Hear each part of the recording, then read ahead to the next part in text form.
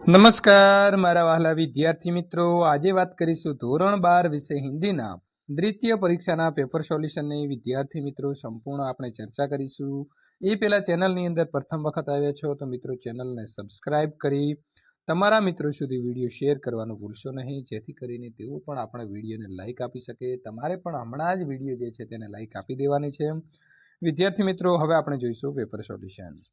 विद्यार्थी मित्रों, द्वितीय वार्षिक परीक्षा कुल 100 गुण पेपर सॉल्यूशन જોઈ રહ્યા છીએ। विभाग ए निम्नलिखित प्रश्नों के उत्तर दिए गए विकल्प में से सही विकल्प चुनकर लिखिए। कौन सी आमदनी ईश्वर देता है? तो ऊपरी जवाब आएगा ए। सोमा बुआ पाठ का साहित्य प्रकार कौन सा है? तो कहानी है। लेखक ने अपना कैसा घर बेचने का विचार किया? तो पूछते नहीं, बी आएगा जवाब। प्रश्न नंबर 4, शिक्रम किससे चलती थी? तो घोड़ों से चलती थी। कर्नल ने खेमा कहाँ लगाया? तो जंगल में लगाया। जवाब आएगा डी। रेडियम के एक छोटे टुकड़े का दाम कितने रुपये होता है? तो 75,000 रुपये होते हैं। जवाब आएगा बी। जीवन यात्राएं सदा कैसी रही? जवाब आएगा विचित्र। लेखक कहाँ छिपाता है? तो अपना जन्मदिन है वो छिपाता है। रचना के साथ योग्य पात्र का जोड़ा मिलाइए। तो कारतूस और अकेली ये दोनों इकाई का नाम है। मुंशी वंशीधर, शहादत अली और सन्यासी जी महाराज को आपका जोड़ा मिलाना है रचना के साथ पात्र का। निम्नलिखित प्रश्नों के उत्तर एक एक वाक्य में दीजिए। बंशीधर किस विभाग के दारोगा थे? तो बंशीधर नमक विभाग के दारोगा थे। सोमा बुआ को किसके बहाक का नौता नहीं मिला? तो सोमा बुआ के देवर जी के ससुराल वालों की लड़की का ब्याह का नौता या आमंत्रण नहीं मिला। गांव का पुश्तैनी घर बंद क्यों रहता था? शहर में स्थायी होने से गांव का पुश्तैनी घर बंद रहता था। जोहानिसबर्ग पहुंचने के लिए एक रात कहाँ रुकना पड़ता था? तो जोहानिसबर्ग पहुंचने के लिए एक रात स्टैंडस्टन रुकना पड़ता था। निम्नलिखित में से किसी 3 के उत्तर 2-3 वाक्य में दीजिए। किन्हीं 3? पंडित अलोपीदीन को क्यों हिरासत में लिया गया? तो अलोपीदीन रात को नमक के बोरे गाड़ियों में भरकर नदी पार करके कानपुर ले जाते थे। बंशीधर ने गाड़ियों की एक लंबी कतार पुल के पार जाते देखी।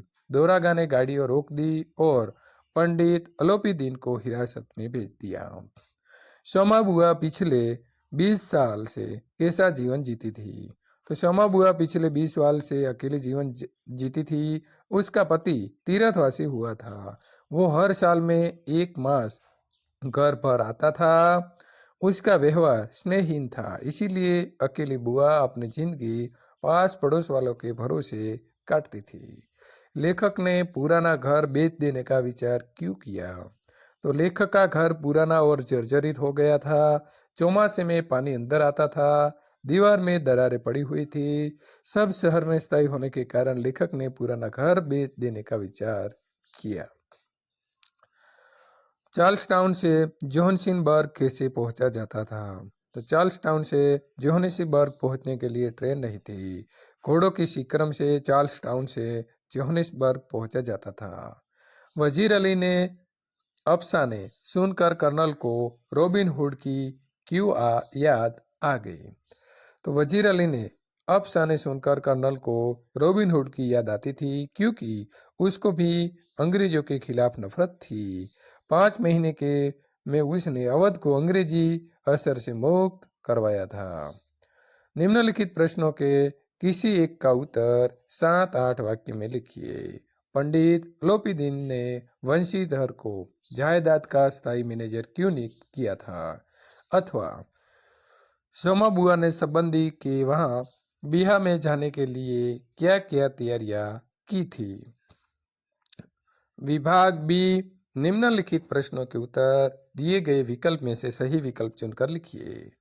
छेल छबीले नवलकांड। जवाब आएगा डी, संग श्यामा प्राण प्यारी। गोपियों किससे ईर्ष्या करती है? तो डी, बांसुरी से। क्रोध से कौन गरजने लगे? तो सिंहनी। बाल सूर्य की किरण कैसी थी? तो कोमल। नदियों के किनारे पर क्या बने हैं? तो घर। जो बीत गई सो बात गई। किसका रथ अंधे मार्ग पर बढ़ रहा है? तो ये मानवता का। कवि ने कैसी चिट्ठी छोड़ी है? तो बी बेरंग। कविता के साथ कवि का नाम लिखकर जोड़ा मिलाइए। निम्नलिखित प्रश्नों के उत्तर एक एक वाक्य में दीजिए। गोपियाँ कहाँ गाती है? तो गोपियाँ होली के गीत गाती है। गोपियाँ कहाँ से भाग जाना चाहती है? तो आपको कमेंट बॉक्स में जवाब लिखना है। शिशु सिंह के साथ बालक क्या कर रहा था? तो शिशु सिंह के साथ बालक खेल रहा था। हंस झीलों में क्या खोजते हैं? तो हंस झीलों में तीखे और मीठे तंतुओं को खोजते हैं। निम्नलिखित में से किन्हीं तीन के उत्तर 2-3 वाक्य में दीजिए। कृष्णा कैसे होली खेल रहे हैं? तो कृष्णा राधा और गोपियों के साथ होली खेलते हैं। कृष्णा अपने हाथों से गोपियों पर चंदन केसर छिड़कते हैं। गोपियां मुट्ठियों में लाल गुलाल लेकर चारों ओर छिड़कती हैं। गोपियां कृष्ण का कौन सा स्वांग रचती हैं? तो गोपियां अपने सिर पर मयूर पंख का मुकुट धारण करती है। गले में गुंजा की माला पहनती है। पीताम्बर पहनकर हाथ में लकुटी लेती है। सिंहनी क्यों गर्जने लगी? तो निर्भक भरत अपनी गोद में सिंह बालक को लेकर उसके दांत गिनने के लिए उसका मुंह खोलने का कहता है। तभी वीर बालक की ये उद्यता देखकर सिंहनी गर्जने लगी। कविता के प्रथम चरण में क्या दृश्य है? तो बादल को घिरते देखा। कविता के प्रथम चरण में निर्मल सफेद बर्फ से आच्छादित पर्वत शिखर पर बादल घिरे आए हैं तथा मानसरोवर झील में खिले हुए कमल के सुनहरे फूलों पर छोटी छोटी मोती जैसी शीतल बूंदे गिर रहे हैं। कवि को उसकी क्यों चिंता है कि घर नदियों के किनारे बने हैं? तो नदियों में बाढ़ आने से नदियों के किनारे जो घर होते हैं उसको हानि होती है, वे नष्ट हो जाते हैं। इसीलिए कवि को उसकी चिंता है कि घर नदियों के किनारे बने हैं। निम्नलिखित प्रश्नों में से किसी एक का उत्तर 7-8 वाक्य में लिखिए। ब्रज में कृष्ण और होली खेलने का वर्णन आपको करना है अथवा तो कृष्ण के सॉन्ग में गोपियों को वर्णन करना है। विभाग सी समानार्थी शब्द लिखिए।